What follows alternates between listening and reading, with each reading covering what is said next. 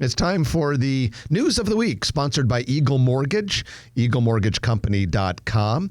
And Eagle Mortgage, as the name would indicate, in the mortgage business. But the key thing you need to know about them is that they, A, do a great job with high-quality people, and B, they also are unbeholden to any one bank. So they can shop the market, find the perfect mortgage for you and your circumstances. Doesn't matter whether you're going conventional, FHA, VA. They'll take care of all that. And now is the time to talk to them if you're thinking about doing it right after the first of the year. A lot of people, they want to get through the holidays before they start searching for a home.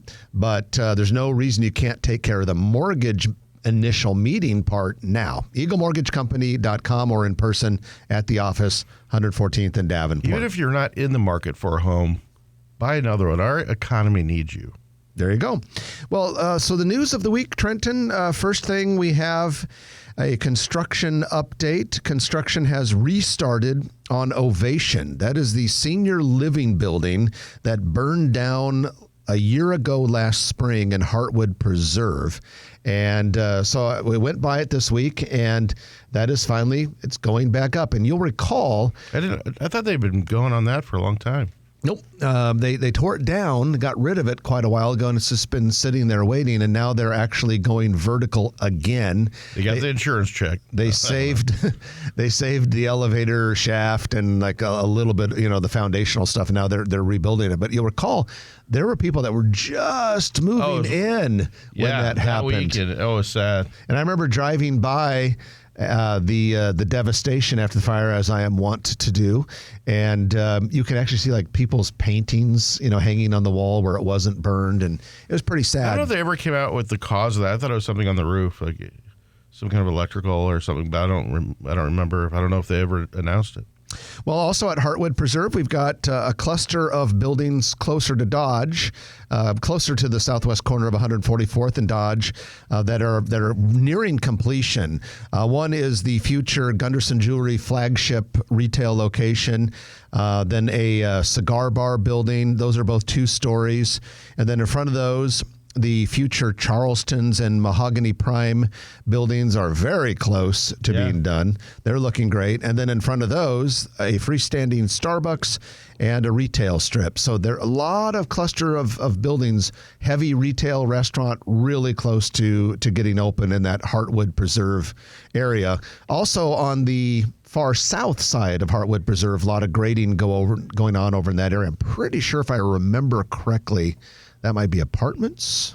I know Broadmoor has a bunch of land. I'm not sure where it is, but that's probably what it is. Probably that project. Okay, well, moving right along, we've got some other development news items for you today. The first one is Kiewit, the Fortune 500 company construction firm based here, appears to be the contractor of choice for the $450 million Memorial Stadium renovation project at the University of Nebraska-Lincoln. Congrats on Kiewit. I was shocked. After yesterday's game, I think some people would prefer they spend it more on name, image, and likeness money to buy some players, but apparently they're going to spend the money on stadium renovation. So congrats to Kiewit for nice little project there. We have a new organization that is going to take over the former Nebraska Christian College space in Papillion. This is south of south of Highway 370 on 114th Street. A lot of people probably haven't been down there because it's kind of a rural area. Yeah, it's been there a long time. Yeah, it hasn't really been developed yet around there, but the organization is called Vita Nova, and they help mothers in need, and they'll take over the entire Nebraska Christian College campus. Wow. And it's a 41-acre campus. It has 5 buildings, 2 dorm buildings, 17,000 square foot arts building, and so that seems like a nice use for that. I wonder if they're a new startup. I assume they're a charity. Yeah, nonprofit, yeah. But I wonder, are they around the country, or is this a new thing? I have no idea. Yeah, I have no idea. Good mission, but don't know a lot about them. A sewer project that we have talked about before. You know, it's not glamorous talking about sewer projects, but they play a huge role in future growth, because if you don't have the sewer, you can't really have buildings and people in them. So we have talked in the past, Trenton, about Sarpy County's sewer problem. Yep. The sewers they do have are just fine, but there is a ridge line, kind of like a high, watershed, like an elongated hill, a ridge, that runs across the county. And anything that is south or southwest of that ridge line can't go into the traditional Sarpy County sewer system. Which is like 60% of Sarpy County. Yeah, so big growth. And the county already is the third most populated county in the state, so it's only going to get bigger and bigger. Well, so that's been kind of hampering growth, and this project has been underway for a few years. It's going to take many, many more years, but the Sarpy County people behind this did get a $45.3 million low-interest loan, which will help that project. Overall price tag will likely exceed $250 million, according to Nebraska Examiner. I suspect it'll actually be more than that when it's all said and done, because this thing could take decades before it's fully built out. The good news, though, is every little bit that they complete means more parts of Sarpy County can be developed. Well, and it's also on the way to Lincoln, and so you're going to see huge growth there. You're going to see all food groups. You're going to see single-family housing, multifamily housing, places of worship, retail. You're going to see all the services and everything come that way. It's a natural place for growth. Gretna's already going gangbusters. La Vista, Papillion. So yeah, there's going to be. It'll take time, just like everything else. And then we've talked about before about the Platteview Road Expressway, which is still. It's already been a few years in the making, but they're going to do 4-lane divided all the way from basically I-29, Highway 34, and it's going to come all the way, and it's basically, it'll come out by the Outlet Mall in Gretna, and the idea basically is for heavy truck traffic and kind of a bypass, if you will, so it'll take some pressure off Interstate 80 through Omaha, which should be a good thing. Probably some businesses along I-80 might feel it a little bit, but what do you think about that? Oh, the cutoff along Platteview Road? Yeah. Desperately needed for long term. I keep getting mixed messages as to whether it's going to be controlled access freeway style or just 4-lane divided surface highway. Somehow, some way, I hope at least a good chunk of it is controlled access.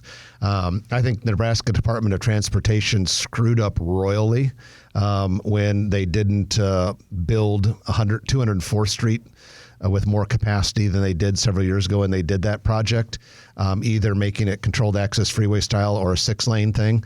And we got to make sure and hope that the same problem, although I think the Platteview Road thing is driven more by Sarpy County, than it is the state, if I understand correctly.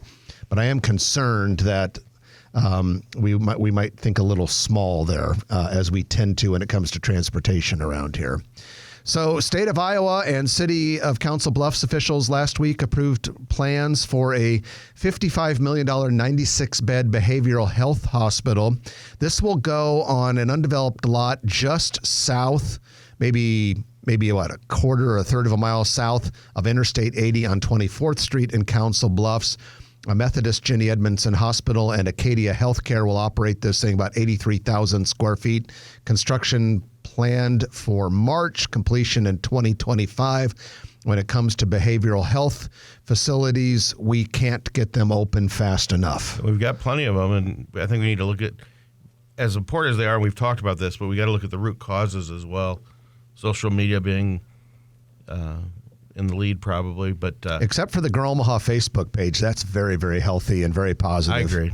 City of Gretna is raising money to construct a new library, and that will house not only the library, but maybe some city offices and a community center.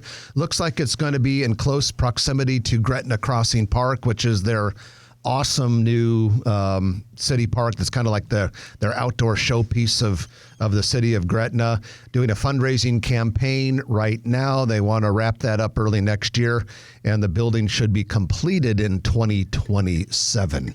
So, Trenton, that is the news of the week.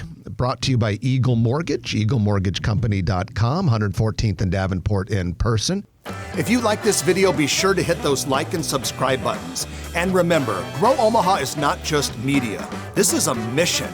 We are trying to build up Omaha and make it an even better place. We can only do that with your help. Share this video with your friends, neighbors, and family.